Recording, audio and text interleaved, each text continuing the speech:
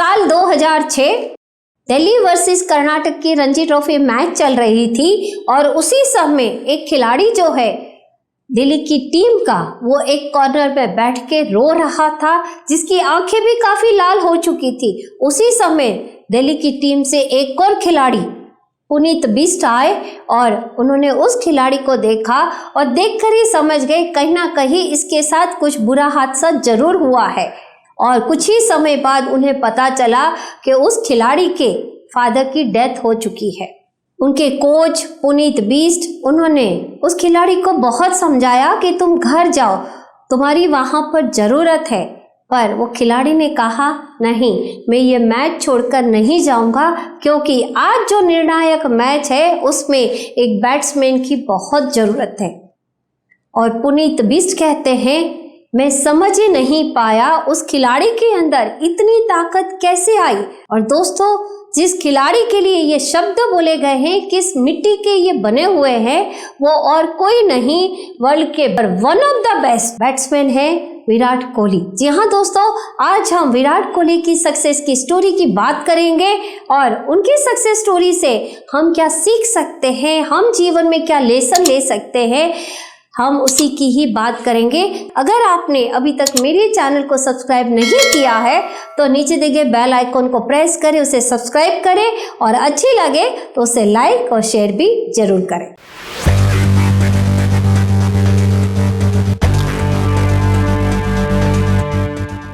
विराट एक ऐसी मिट्टी के बने हैं जो मिट्टी बिखरने के बाद भी एक नया रूप लेती है और पहले से कहीं ज्यादा बेहतर बनती है। क्या आप जानते हैं दोस्तों, विराट कोहली हमेशा 18 नंबर की जर्सी क्यों पहनते हैं? इसके पीछे भी एक बहुत बड़ा राज है। विराट कोहली जब 18 साल के थे तब 18 दिसंबर को ही उनके फादर की ब्रेन स्ट्रोक की वजह से डेथ हो गई और उनका अंतिम संस्कार भी नहीं हुआ था। उससे पहले ही वो क्रिकेट के मैदान में मैच खेल रहे थे, इसीलिए आज भी वो 18 नंबर की ही जर्सी पहनते हैं, क्योंकि वो जब भी इंडिया की टीम से उस जर्सी को पहनकर खेलते हैं और हर मैच जो है वो उनके फादर के लिए श्रद्धांजलि के रूप में ही होती है। और दोस्तों, वो इसीलिए क्योंकि उनके फादर ही थे जिन्होंने उनको उत्तम नगर की गली से निकालकर आज वर्ल्ड का बेस्ट बैट्समैन बनाया है। उनकी इस जर्नी से हमें बहुत कुछ सीखना मिलता है। तो चलिए दोस्तों, आज हम उनके जीवन से क्या लेसन्स ले सकते हैं उसकी बात करेंगे। तो मैं एक्चुअली आई वाज द जज्बाती kid, right, because I love playing cricket. और हमारी जो सोसाइटी में रहते थे वहाँ सबको पता था। So I used to play with my brothers friends, he is 7 years elder to me। क्योंकि मुझे अपनी एज के लड़कों के साथ खेलना अच्छा नहीं लगता था, क्योंकि मुझे लगता था यार मेरे को थोड़ा कंपटीशन चाहिए, right. I just felt like I could play with these big boys. So they started making me part of their teams and I started playing with them. तो उनको समझ आ गया कि इसमें तो बहुत ज्यादा कीड़ा है क्रिकेट का। तो स्टंप्स हमारे घर पे होती थी, बैट हमारे घर पे होते थे, बॉल जो कॉस्को की हम खेलते थे उस टाइम पे वो हमारे घर पे होती थी। वैसे तो दोस्तों कहा जाता है ना कि हर इंसान जो है वो 5 महाभूतों से बना हुआ है, पर जब विराट की बात आती है दोस्तों तो कहते हैं कि विराट सिर्फ एक ही चीज से बना हुआ है और वो है उनका पैशन। यानी कि अगर हमें विराट से सीखना है तो जो पहला लेसन है दोस्तों वो है अपने पैशन को पहचानो, उसे जानो, उसे समझो। और यही सबसे ज़्यादा इम्पोर्टेंट है, क्योंकि हम क्या करना चाहते हैं, हम कहाँ जाना चाहते हैं, अगर हमें वही नहीं पता दोस्तों तो हम दिशाहीन रहते हैं। विराट को बचपन से ही क्रिकेट खेलने का ही शौक था और इसीलिए उनके पैशन को देखते ही उनके फादर ने सिर्फ 9 साल की उम्र में ही उनको दिल्ली की क्रिकेट एकेडमी में उनको रखा और वहाँ के जो कोच थे राजकुमार शर्मा ने, उन्होंने उनको बेहतरीन बैट्समैन बनाने में बड़ा योगदान दिया और विराट ने भी अपने पैशन को इतना समझा और खुद को बेस्ट वर्जन बनाकर ही बाहर लेकर आए। और दोस्तों आज भी जब वो क्रिकेट खेलते हैं तो हमें उनका जो जुनून है, जो जोश है, वो हमें क्रिकेट के मैदान में दिखता है। विराट कोहली ऐसे ही विराट नहीं कहे जाते।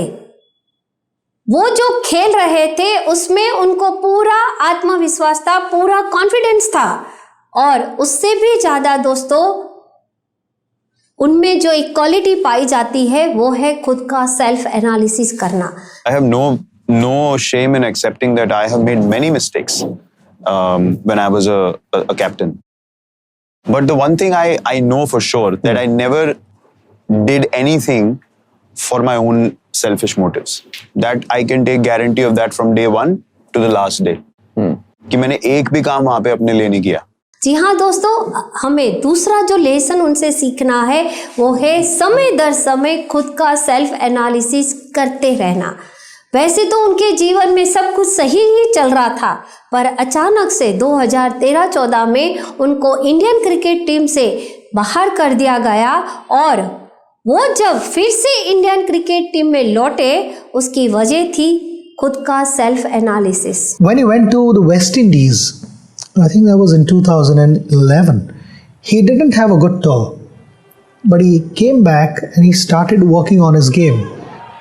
The best part about him is the moment he realizes that there are areas where he needs to work on, he's immediately back in the nets working on those things, and a player can only move forward if he accepts. तीसरा जो हमें lesson सीखना मिलता है दोस्तों वो है लगातार कड़ी मेहनत करना और हमेशा ही सीखते रहना।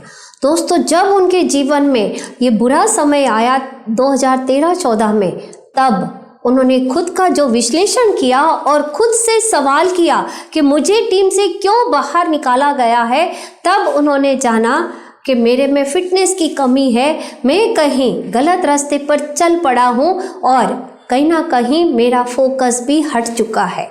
और उस दरमियान उन्होंने अपनी फिटनेस पे, अपनी डाइट पे और अपनी हैबिट्स पे एनालिसिस किया, और उसके बाद उन्होंने खुद पे ही कड़ी मेहनत करी, लगातार प्रैक्टिस करते रहे, और उनको विश्वास था यानी कि इंडियन क्रिकेट टीम में मुझे फिर से ही बुलाया जाएगा, और जब मैं खेलूँगा तो सिर्फ खेलूँगा ही नहीं पर बेहतर खेलूँगा। लाइफ में कम बैक करना, बाउंस बैक कैसे करना, वो हमें विराट की जर्नी से चौथा लेसन सीखना मिलता है। लाइफ में हर बार हम गिरते हैं, कई बार गिरते हैं दोस्तों, पर फिर से हम कैसे खड़े हो सकते हैं वो हमें विराट से सीखना चाहिए। सब लोग कहते थे विराट का अब बैट जो है वो कभी नहीं चलेगा, अब विराट शायद दिखा ही नहीं देगा, पर जब उनको ऑस्ट्रेलिया की टीम के सामने खेलने का मौका मिला तब उन्होंने वहाँ पर सबसे हाईएस्ट स्कोर 692 पूरी सीरीज में किए, और उस समय ऑस्ट्रेलिया का जो मीडिया था वो भी उनका दीवाना हो गया, और वो उन्होंने बोलकर नहीं दिखाया पर सिर्फ बैट घुमाकर ही दिखाया। विराट कोहली कहते हैं कि जब क्रिकेट के क्षेत्र में मेरा परफॉर्मेंस खराब था उस समय मेरे दिमाग में क्रिकेट के अलावा भी अतिरिक्त बहुत कुछ था, और तब मैंने खुद से पूछा कि क्या मैं क्रिकेट में किस लिए आया था, मैं क्रिकेट क्यों खेल रहा हूँ, क्रिकेट से मैं क्या चाहता हूँ, और इसका जवाब मुझे मिला। और उस समय जो विश्वास के साथ मैं पहले क्रिकेट खेलता था उसी विश्वास के साथ मैंने पुनः खेलना शुरू किया, और नतीजा आप सबके सामने है। क्योंकि ये प्लान मुझे लगता है कि हमें टॉप पे पहुंचाएगी। अब ये हमारा पाथ है।